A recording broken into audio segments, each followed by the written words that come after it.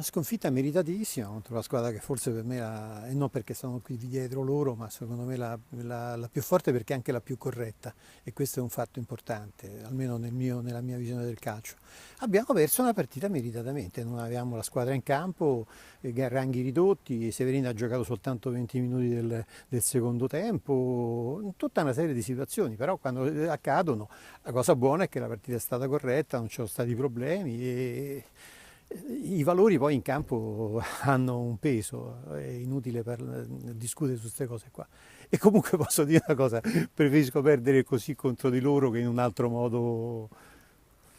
dove non c'è correttezza e non c'è una partita di un certo tipo che non onora il calcio. Tutto lì il discorso. L'Italia è dipendente dai giocatori che ha, non c'è, Severini è uno di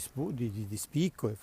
ma noi stasera mancavamo di 4 giocatori importanti, per cui il discorso è questo, le squadre si fanno anche con i numeri, d'altronde è nostra responsabilità non averli schierati in campo, ma non è Severini dipendente, con tutto il rispetto per Luca che è un gran giocatore, poi fa parte integrante del gruppo, eccetera. L'Italia, come tutti quanti, se non ha l'organico al completo, non è in grado di